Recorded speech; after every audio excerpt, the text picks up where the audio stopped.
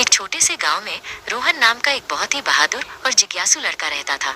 उसके घर के पास एक पुराना सुनसान घर था, जिसके बारे में सब कहते थे कि वहां भूतों का वास है।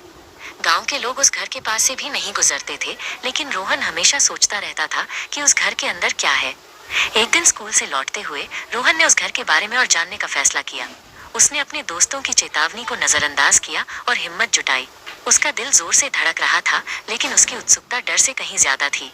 उसने धीरे धीरे उस पुराने टूटे हुए फाटक की ओर कदम बढ़ाए।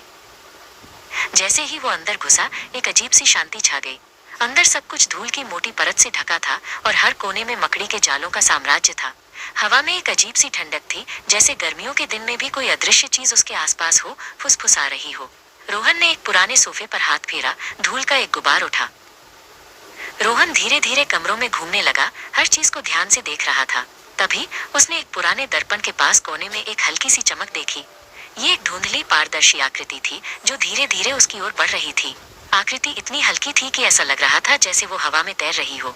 रोहन एक पल के लिए सहम गया, लेकिन फिर उसने अपनी हिम्मत बटोरी। ये लीना थी, घर की पुरानी मालकिन की आत्मा।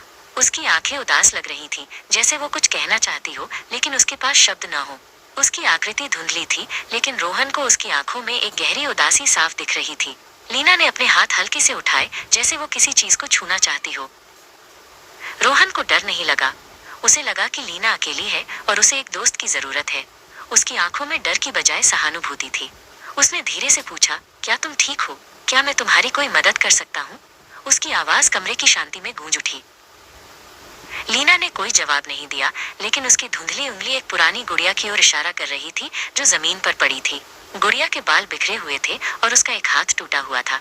रोहन समझ गया, लीना अकेली थी और वो बस खेलना चाहती थी, जैसे कोई छोटा बच्चा। रोहन ने गुड़िया उठाई, उसे हल्के से झाड़ा और लीना के साथ खेलने लगा। उसने गुड़िया को हंसाया, उसे हवा में उछाला।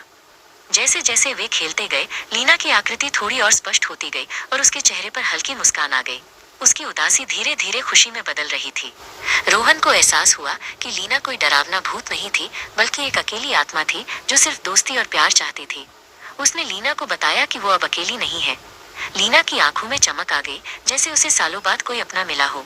रोहन ने लीना से वादा किया कि वो हर दिन उससे मिलने आएगा और उसके साथ खेलेगा।